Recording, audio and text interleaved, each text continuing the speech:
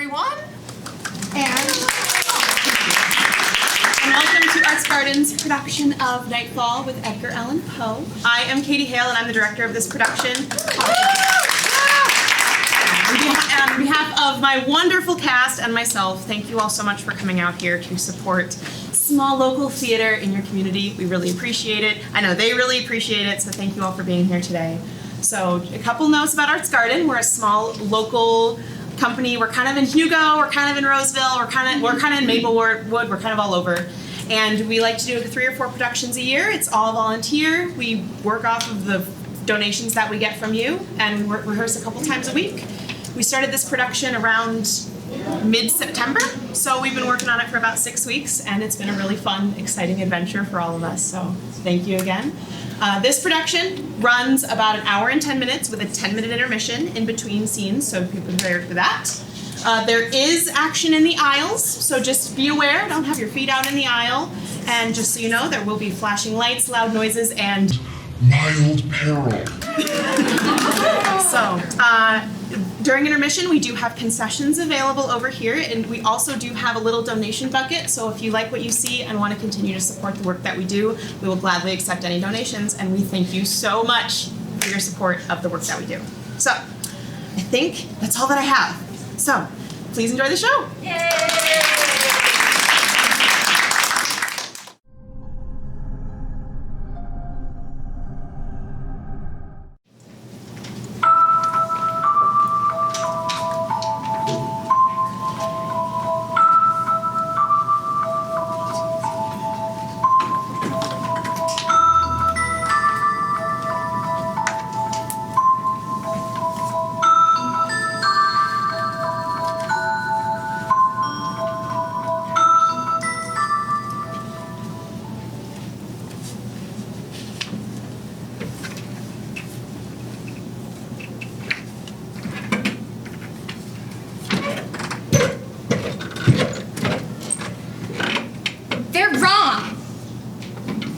They say I've gone mad, but they don't know what madness is. They don't know my story, or stories, how it all began. Have you ever lost someone, or something that meant everything to you? Meant so much that when it was gone, you could feel the hole it left in you. It happened to me. The memory keeps clawing at you like an animal. Or a bird.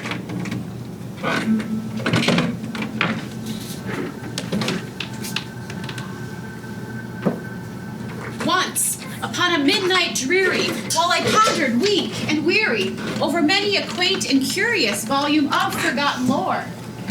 While I nodded, nearly napping, suddenly there came a tapping, As if someone gently rapping at my chamber door. 'Tis some visitor, I muttered. tapping at my chamber door. This it is, and nothing more.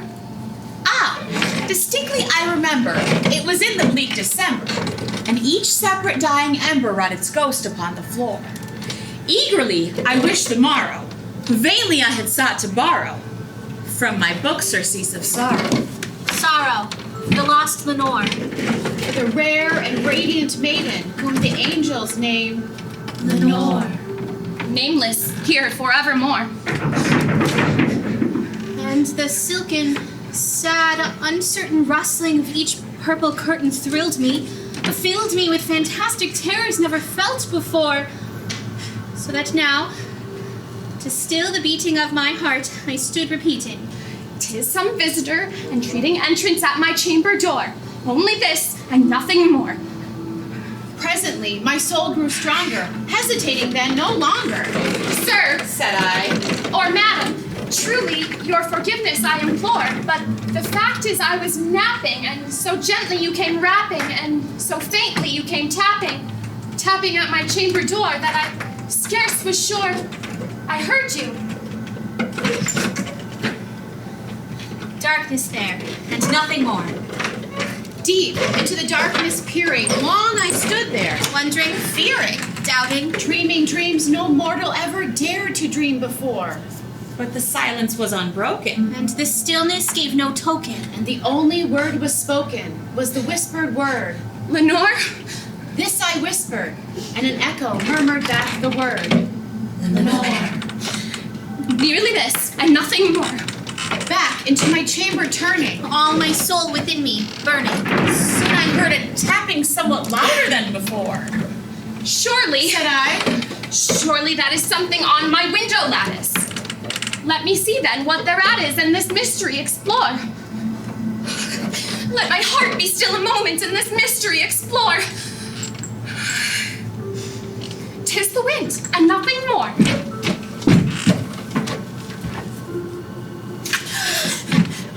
open here I flung the shutter, when with many a flirt and flutter. In there stepped a stately raven of his saintly days of yore. Not the least obeisance made he, not a minute stopped or stayed he. But with mien of lord or lady, perched above my chamber door. Perched upon a bust of Pallas, just above my chamber door. Perched, And sat, And nothing more. and this ebony bird, beguiling my sad fancy into smiling, by the grave and stern decorum of the countenance it bore.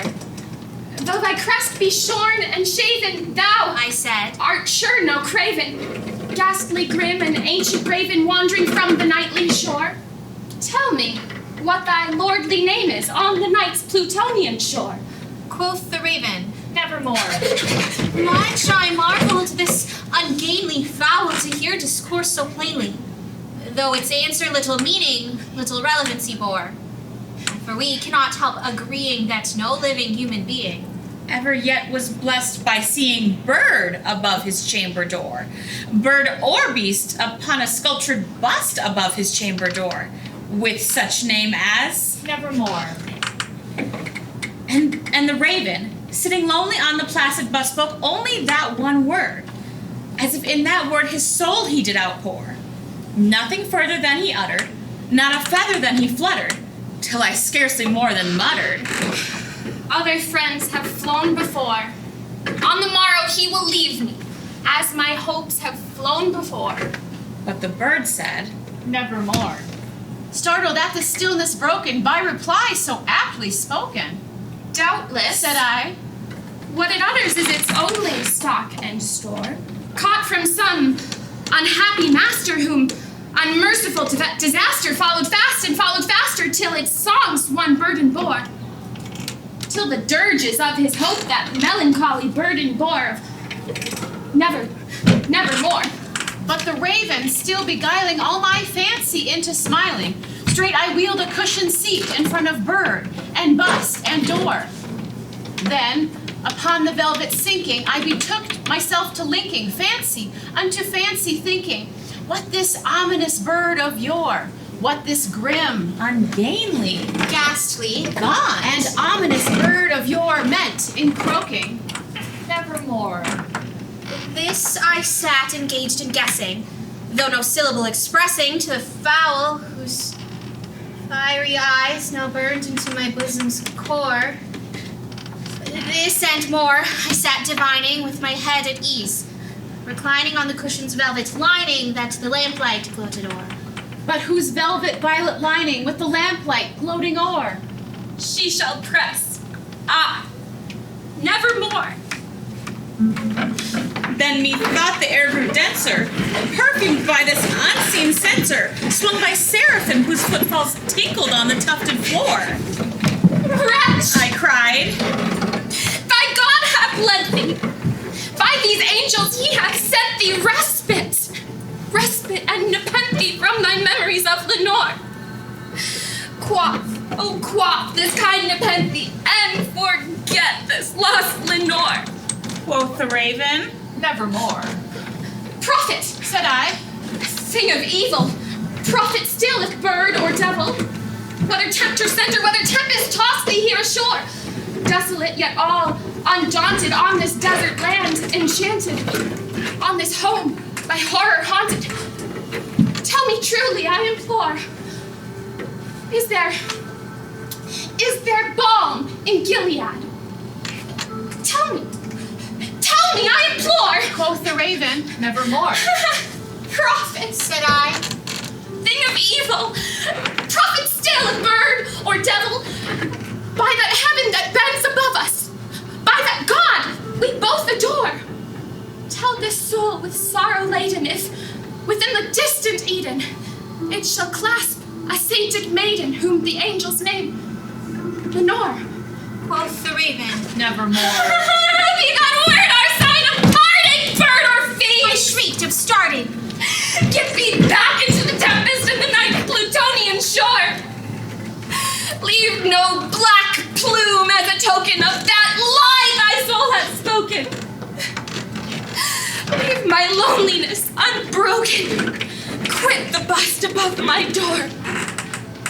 Take thy beak from out my heart, and take thy form from off my door! Quoth the raven. Nevermore. But the raven, never flitting, still is sitting on the pallid bust of Pallas, just above my chamber door. And his eyes have all the seeming of a demon's that is dreaming. And the lamplight o'er him streaming throws his shadow on the floor. And my soul from out that shadow that lies floating on the floor shall be lifted. Nevermore.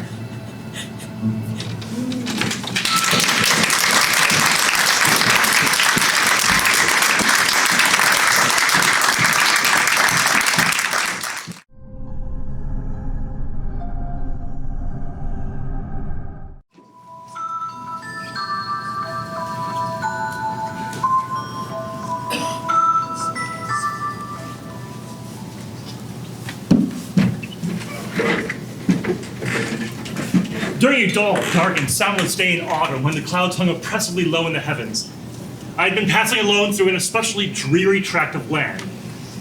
And at length, as the evening shades drew to a close, I came upon the melancholy house of Usher. Now, I know not what it was, but my very first glimpse of the house filled my soul with this insufferable gloom and despair. The huge house, the barren landscape, blank walls, vacant eye-like windows, rank hedges, a few decaying white tree trunks. And as I looked down into the dark, still waters that surrounded the building, I began to feel an iciness, sickening of the heart. But why?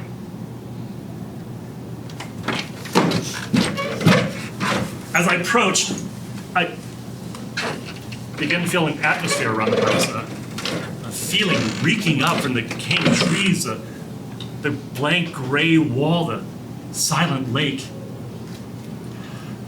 a sickening and mystic odor. Well, the stones are old, discolored, but the building seems strong enough,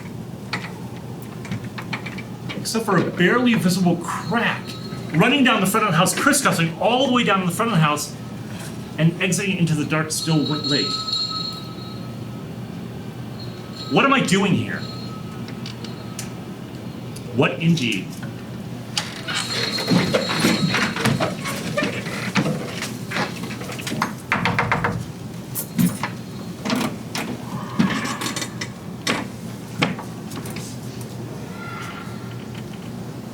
Roderick? Roderick Usher? Are you here?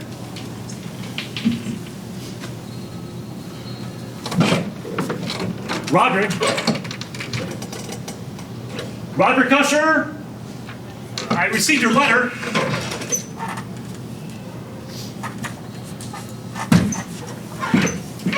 I've come as you requested. Roderick, are you here?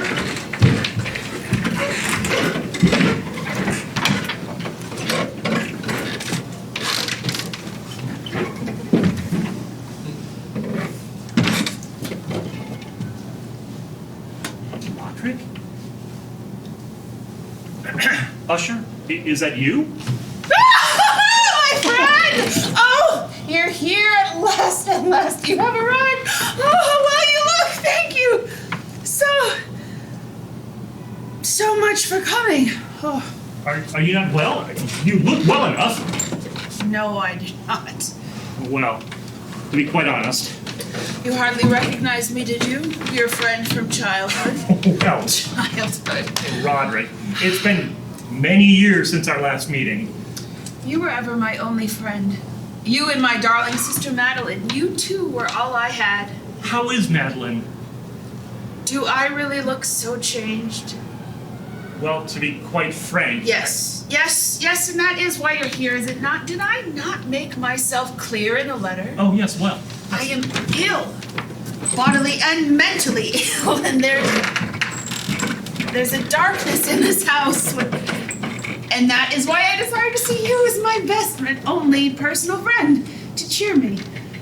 Do you remember the laughter we shared as children? Yes, quite. We shall laugh again. You shall yet cure my melancholy. You may yet. Madeline? Was that your sister, Roderick? Do I really appear so changed? I thought I saw your sister. I know the cause. I know the root of my transformation, and it shall not claim me. What? I'm sorry, what are you saying, Usher? I'm the last of my family. I have no children, my sister has no children, and we are our parents' only children. Yes, I seem to remember that. And we have always lived in this house. Roderick, is Madeline... But we always had our art. Our paintings and our music were our children and our charity. Oh, we were famous. The House of Usher meant something then. Roderick! I notice you haven't asked after Madeline. What? Do you not know nor care what torment my fair sister endures? No. I mean, yes, I've been... My last and only relation on earth. Her death will leave me the last of the ancient House of Ushers. Is Madeline... What's happening? What's wrong with her? What's going on? Her doctors are baffled. She's wasting away. Her muscles freeze up. She has no awareness of her surroundings, of me. She's fought valiantly for so long, but she's giving in, succumbing to the disease. If you see her at all tonight, it'll probably be the last time. At least alive. What is happening, Usher? What's going on? I must rest now. Tomorrow, we may begin to find my own course of living. If I cannot save Madeline, perhaps I can at least save my own soul. What am I doing here? Can you feel the iciness? The smell of decay, of death? Oh. But I can't leave now. I promised him I'd stay for several weeks. Possibly longer. Oh, it's just my imagination. Nerves! And what have I to fear? But it's as if you can touch the air, or it can touch you.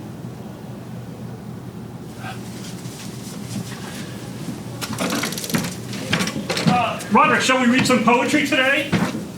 I seem to have found some rather cheerful verses. I did compose one yesterday. Really? Oh, do let me hear it. Perhaps your muse is returning to you. What is the subject of your verse? A house. A beautiful palace owned by a king named Thought. Oh, I like that.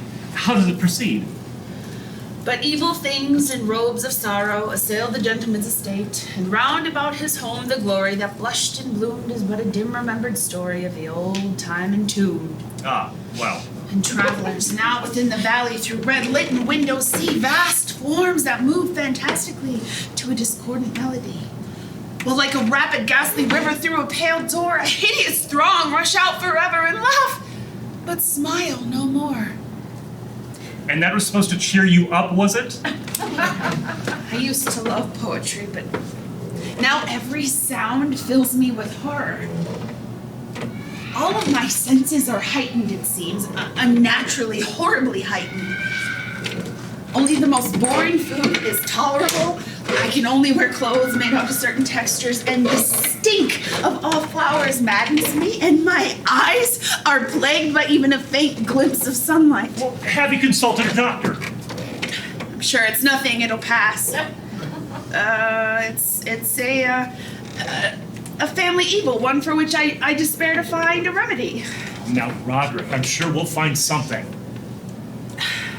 I am afraid, my friend. Very afraid. Of what? Of terror. I'm afraid of my own terror. Now, Roderick, you're not making any sense. Perhaps you should rest. The time will arrive sooner or later when I will abandon life and reason altogether in my struggle with the grim phantasm fear.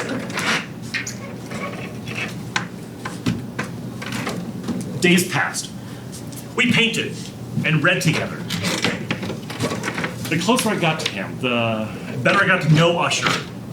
The more I realized how futile it is to try to cheer a mind which pours darkness upon everything in the universe in one unending radiation of gloom. I finished my painting. Oh, you did? Well, do let me see it. Perhaps it has a happier feel than...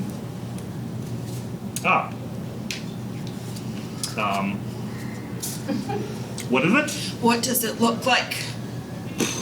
Well, it's got these low walls, smooth, white, obviously deep underground. Obviously. There are no doors, no way out whatsoever. None. It looks like a tomb. I believe that it's the future. How can I say this? I trust you won't be offended, but...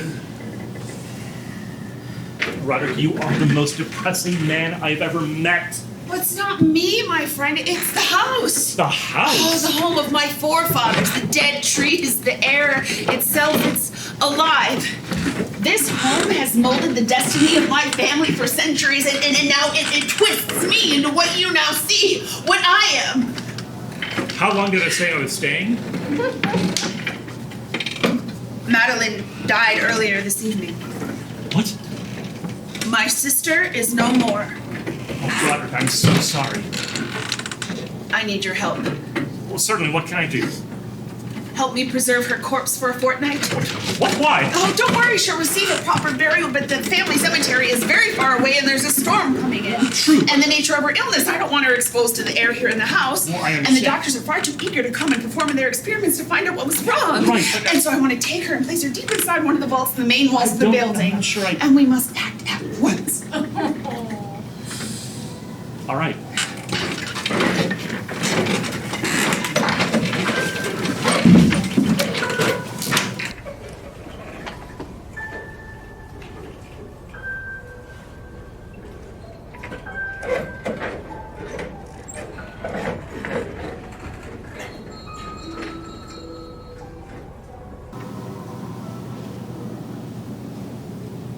What is this place, Usher? In feudal times, it was used as the worst kind of dungeon, but more recently to store gunpowder. Huh! This tomb's directly beneath your room upstairs. That's done wonders for my sleep, thank you. We were twins.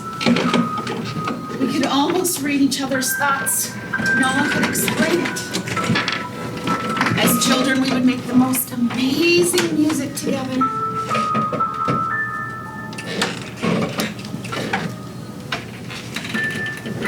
It almost looks as if she's smiling. Yes, the nature of her illness. The muscles froze that way. I think we should leave.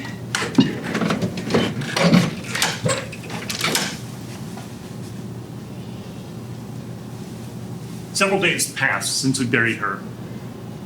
Roderick's behavior continues to change. For the worse. Shall we play some music, Roderick? Oh, my friend! You are here! Here you are! Is something wrong? Rondo! What could possibly be wrong? What did you say? When? Just now? Nothing. And you heard nothing? No, did you? No! I heard nothing. Nothing at all. There's nothing. What could possibly wrong? Goodbye. Hey!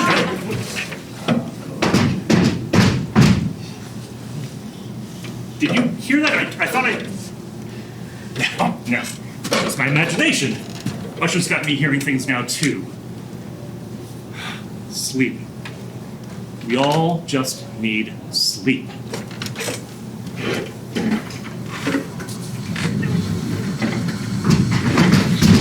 Did you hear that? No, it's gone now.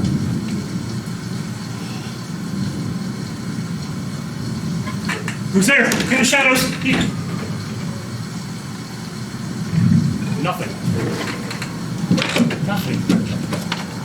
This house is affecting my brain. Okay, it's been 7 or 8 days since we buried now in the dungeon. 8 or 7. I can't do this. I leave tomorrow, yes. Okay, first thing tomorrow I leave. Oh, I feel better already. I'm sorry, Roderick, I just can't do this anymore. Oh, perhaps I shouldn't sleep tonight. Yes. You wouldn't want to oversleep. No. Usher, is that you? Have you not seen it? Well, seen what? You have not seen it, but stay you shall. Roderick! Did you see it? I saw the storm. I saw the stars and the moon were blotted out. Listen, Roderick, The air! The house of Usher is here! Now, Roderick, I'm sure it's just some electrical phenomenon, not uncommon. Or perhaps some mist rising up from the lake. But keep the windows shut, Roderick, okay? Right? Usher, here, why don't I read to you one of your favorites? We'll survive the night together, yes? Okay, where were we? Yes, Lancelot. Lancelot was about to break the doors into the hermit's dwelling, yes? And Lancelot, feeling rain upon his shoulders and feeling the rising of the tempest, uplifted his mace outright and cracked and ripped and tore the door all asunder, and the house, and the sound of the breaking wood, rumbled throughout the forest.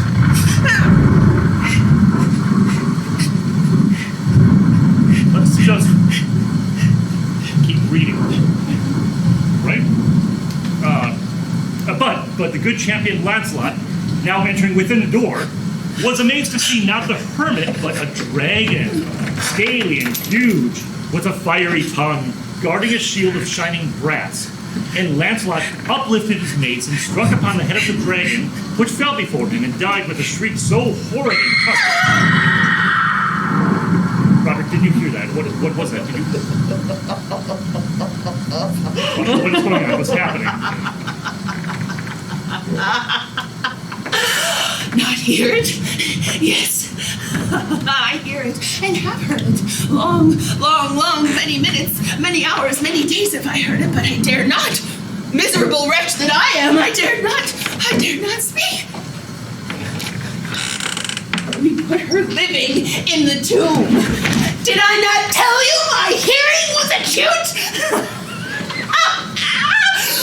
I first heard her feeble movements deep inside the coffin. I heard them many days ago, but I dared not speak. And now tonight, Lancelot! The breaking of the hermit's door, the death cry of the dragon, and the clangor of the shield. Say, rather, the ripping of her coffin, and the grating of the iron hinges of her prison, and her struggle with the coppered archway of her vault. Where can I run?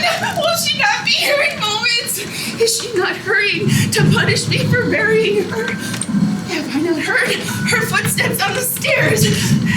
Do I not hear the heavy, horrible beating of her heart? Madman! Madman!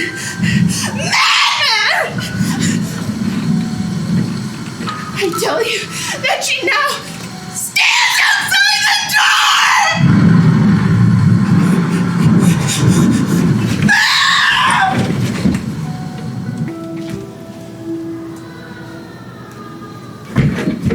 I ran into the storm and into the lightning.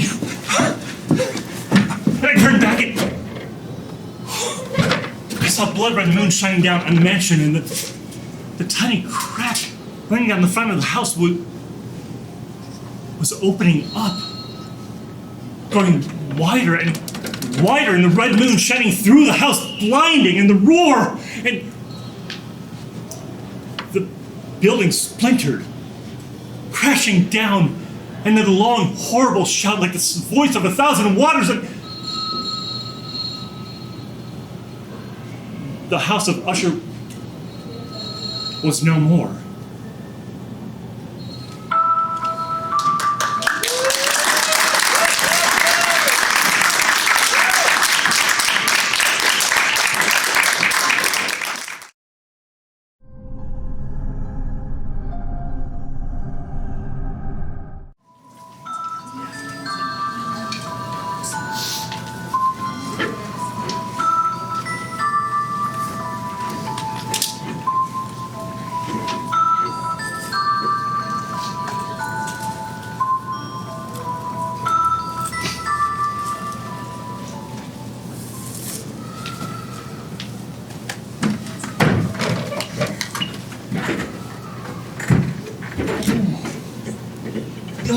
Good morning, Edgar. Good morning, sir. How did you sleep? Have you seen my slippers? Very well, sir. No, sir. But I doubt you'll find them in your pocket, sir. I'm looking for my pipe, lad. My pipe. Oh, perhaps it's in your parlor, sir.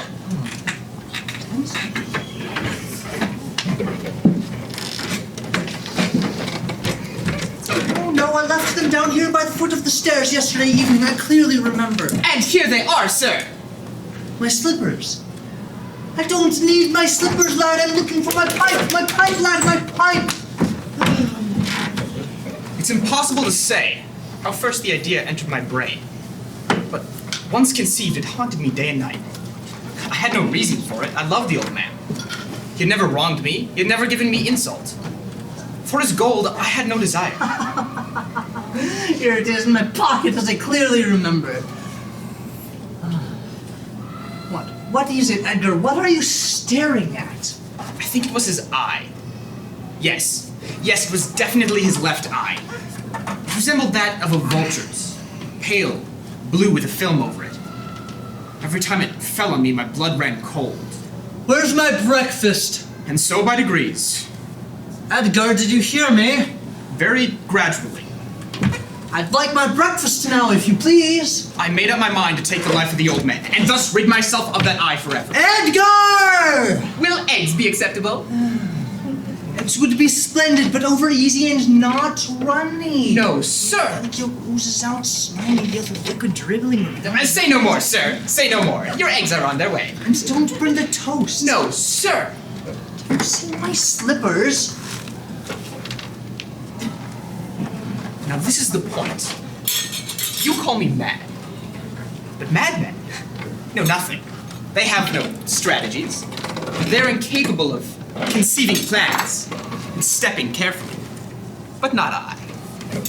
Your breakfast, sir. And your slippers. And your pipe. And the daily newspaper. And a cup of tea. Green from China, as you like it. No sugar. And a candle should the morning light begin to dim. Really, Edgar? And a little fresh air for your lungs. Can't be too careful with the oxygen one needs to breathe. I say, Edgar. And should the shade of the rug offend your eyes, that is, I can easily. Edgar! Yes, sir. Have you no other errands to attend to? Don't you have a life? Ah. Yes, quite. A life. Yes, sir. Do you see my caution? My foresight, my sanity. I was never kinder to the old man than during the whole week while I planned to kill him. Ready to retire for the evening, sir. yes, just about. Well, the evening clock did strike 10 a moment ago. I didn't turn. Oh, Good night, sir. See you in the morning, sir. Don't forget your slippers, sir.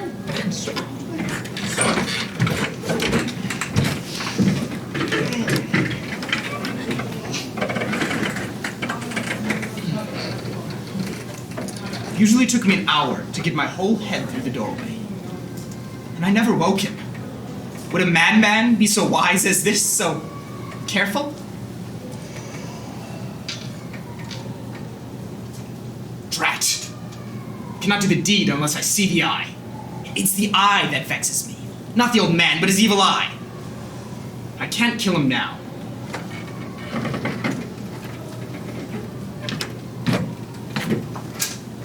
Good morning, sir. How did you sleep? It is a beautiful dawn out there today, sir. Golden sunrise. Your slippers and your pipe. Found it in your pocket. Eggs are on their way. Not runny, over easy, beautiful eggs, perfect toast. No charge for us here, sir. Your nice cushioned chair, upon which you can rest. And the daily newspaper. Read up, check the obituaries and weather reports. It's a beautiful, gorgeous day out there today, sir. Cup of tea, China green. You like that, right? Beautiful china, no sugar, and a candle should the morning light begin to dim. Morning light begin to dim, and a little fresh air for your lungs. Can't be too careful with the oxygen one needs to breathe to stay alive. And there's the rug, not defending your eye. And you can't look at the time. 10 p.m. already. Time for bed, sir. Did you hear the clock chime? I did. Good night, sir. See you in the morning, sir. Don't forget your slippers, sir. This went on for a week. 7 straight days. But each night I came to kill him. I found I couldn't. For the eye, that cursed eye, was not open. And each following day, I was bold and kind and presented my best face. So you see, he would have been a profound old man indeed to suspect that every night, just at 12, I looked in upon him while he slept. Then arrived the 8th night.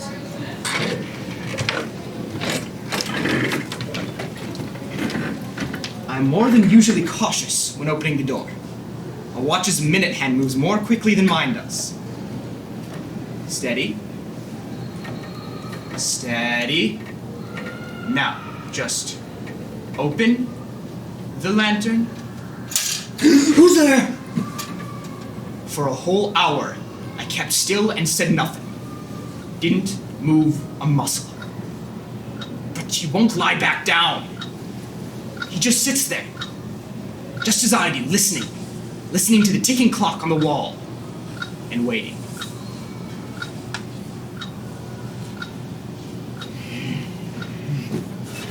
Ah, I know that sound.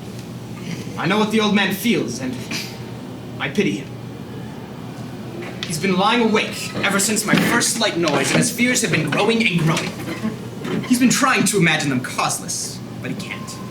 He's been saying to himself, it was nothing but the wind in the chimney. It was only a mouse that has crossed the floor. Or it was merely a cricket that has made a single chirp. Oh yes, he's been trying to comfort himself with these excuses. But all in vain. All in vain. Because death, in approaching, has stalked with its dark shadow before it, and it has covered its victim. And now he is terrified. I'm not mad, but that's when I began to hear it. Can't you? The beating of the old man's heart. Stop it. Stop it, you hear me? Stop it, the neighbors. The neighbors. They'll hear your heartbeat. Your...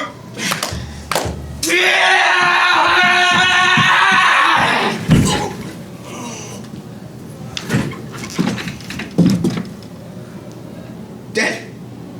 Stone. Dead. No heartbeat. No pulsation. Stone. Dead. His eye will trouble me no more. And if you still think me mad, listen to this. How carefully I conceal the body. The night is waning. I have to work hastily, but in silence. First, I wrap up the corpse. Then I take 3 planks from the floor of the chamber and drop him in between the slats. Then I replace the board so cleverly, so cunningly, that no human eye, not even his, can detect anything wrong. There. Perfect. How can you call me mad?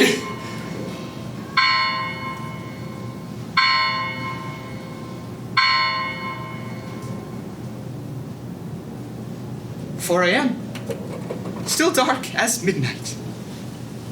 Perfect. The perfect crime. A knock at the door. What have I to fear?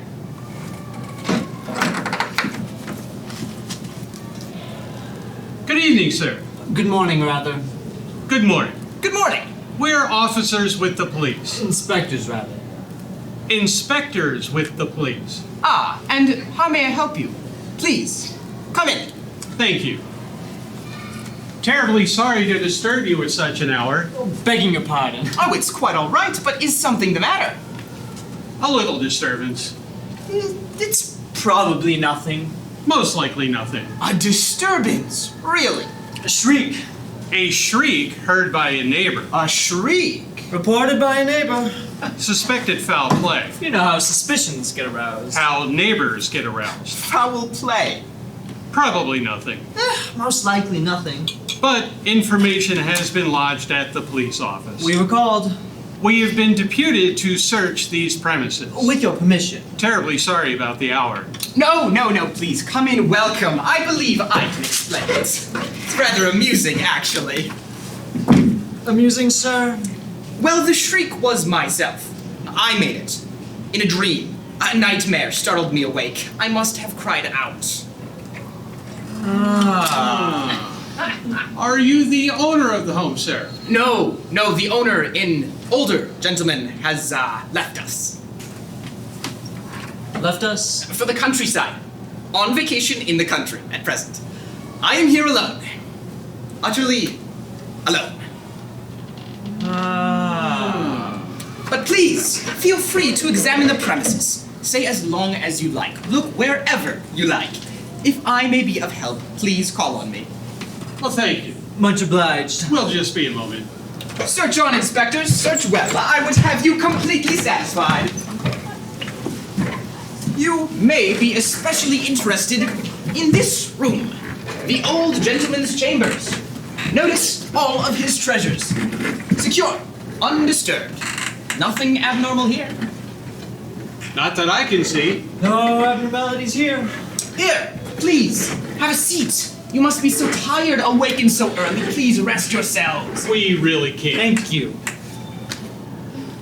Thank you.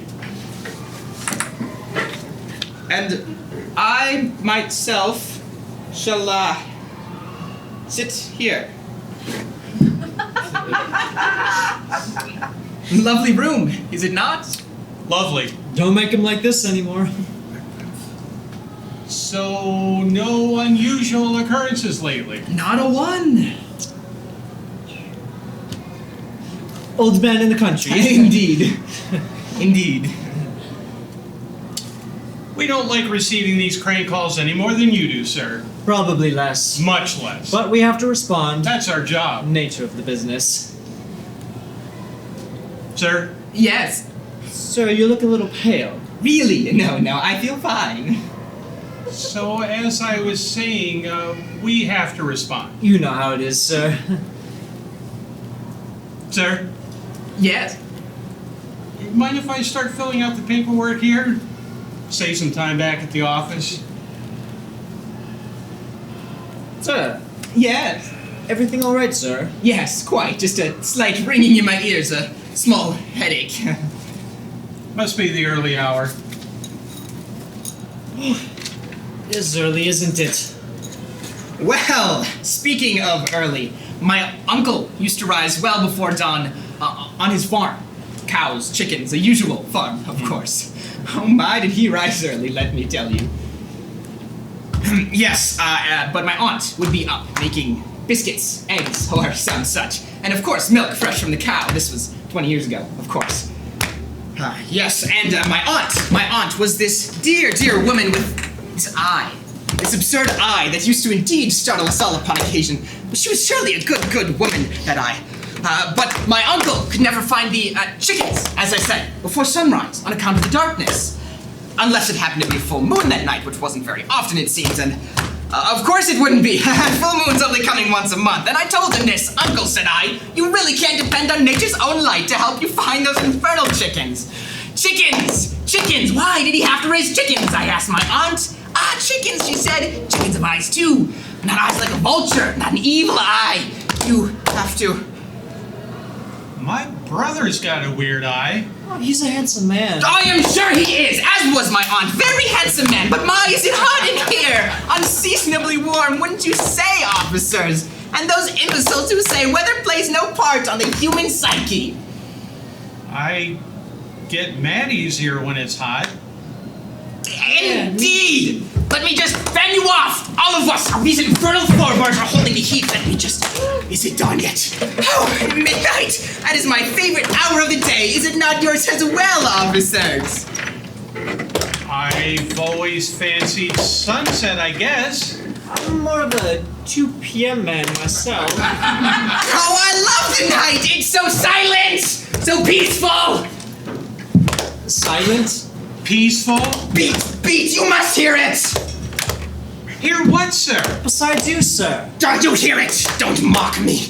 What you suspect, you know. You mock my horror, my agony. Sir! Villains! Dissemble no more. I admit the deed. Tear up the planks here. Here. You'll find the source.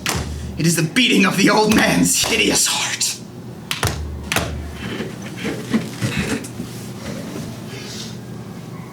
But I'm not mad. Am I? Am I? I'm not mad!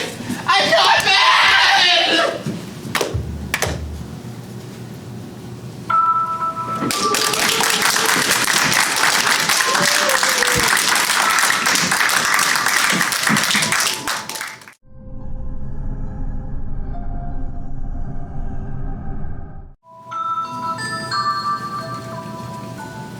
And that's how I ended up here, trapped by my grief and madness.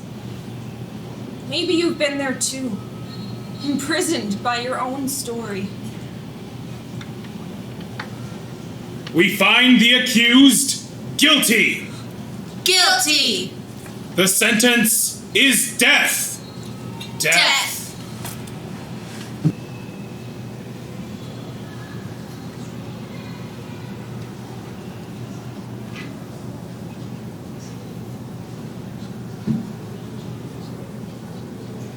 Where am I?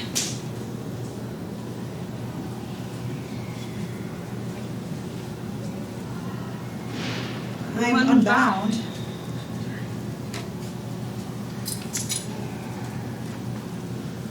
Damp and hard.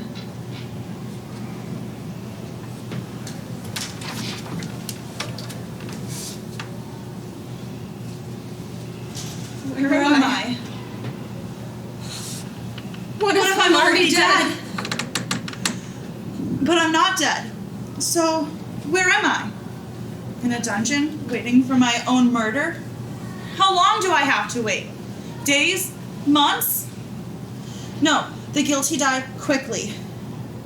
So, where am I? The dungeons. I thought they were fables, just ghost stories, but now... At least I'm not buried alive in some coffin. I've heard 1,000 rumors about what they do to you. I know I'm going to die, but how? And when? That's the question. All right, a wall. Smooth stone, slimy, and cold. But how large? I've got to find out how big this dungeon is.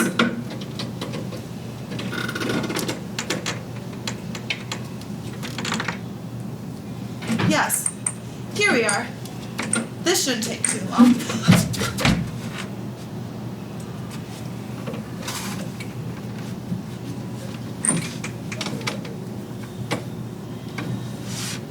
A pit. Is this how I'm supposed to die? A door in the ceiling. Were you watching to see if I'd fall? Are you still watching? Well, I'll starve myself before I throw myself into your pit. And even if I did throw myself in, I've heard that you don't die suddenly. What lies at the bottom? What lies at the bottom?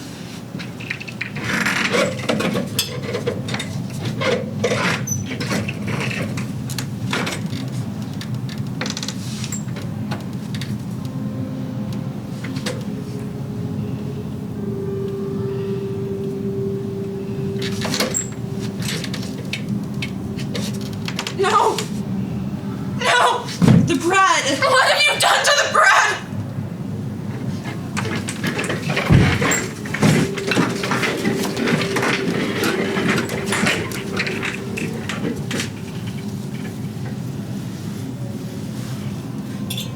Light. It's small. The cell is smaller than I thought. And the walls aren't made of stone, but some sort of metal. Iron? In huge plates. But the floor is stone. I was right about one thing.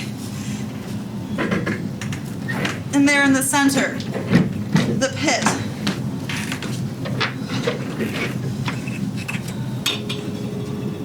And a bowl of meat. Oh, salt! Too salty! And of course there's no water, of course! The ceiling. 30 or 40 feet up, made of iron as well. And above me, a painting of Father Time in a cloak holding a pendulum, like the ones in the antique clocks. Huh.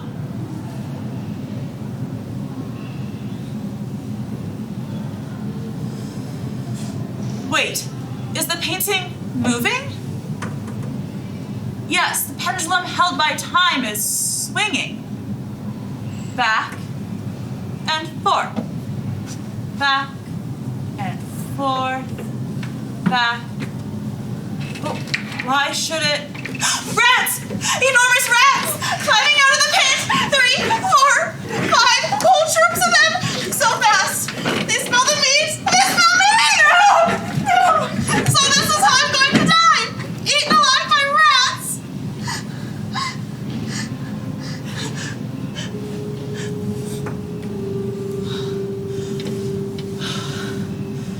How long has it been?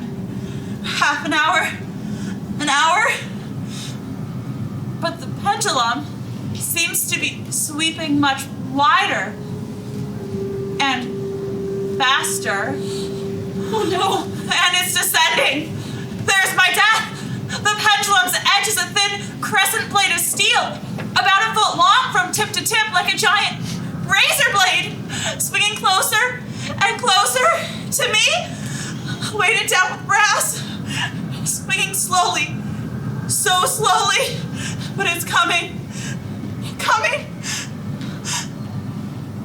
Ingenious. Utterly ingenious. So I escaped the pit, only to be destroyed by the pendulum? Please, let it fall faster. And it now, but do it quickly. I can't take this. Please. Wait. Wait. The pendulum is going to cut across my chest, my heart, but it's going to cut through my robes before it gets to me. There's a way out of here. If I can just think clearly. Down. Steadily down it comes. So close to my chest. Down. If I can break the rope on my left arm, I can seize the pendulum and stop it. Down. Still. Down. 10, 12 passes and it will be on me. On my clothes, on the rope, tying me. Wait, that's it. The rope tying me is one long piece, not separate pieces, which means the first stroke of razor across any part of the rope will slice it so I can unwind it with my left hand. Yes, that's it. steel will be so close. The slightest struggle, and I'm ripped open.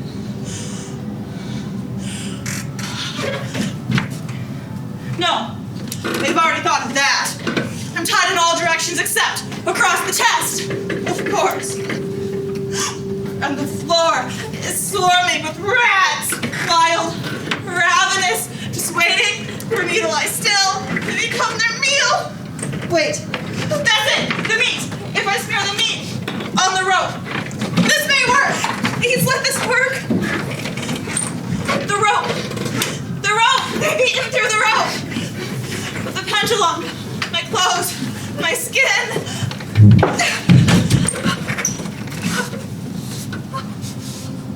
Free. I'm free. Free.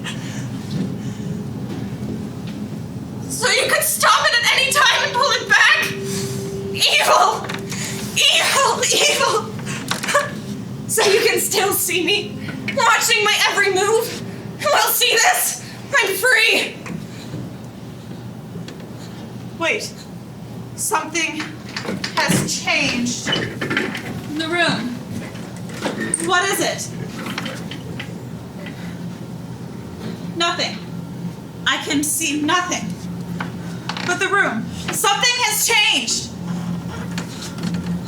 Hot metal. That glow. They're heating the metal walls. The smell. So this is how you kill me? It's so hot. I'll be burned alive unless... The pit. I can almost see what lays in the pit. But it's not. It's impossible. How can they? Anything but that. The heat.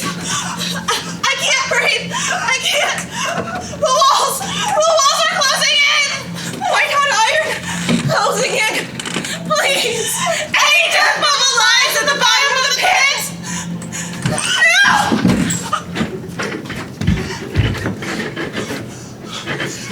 I've got one in here! He's still alive! We've rescued the city. You're free. Free.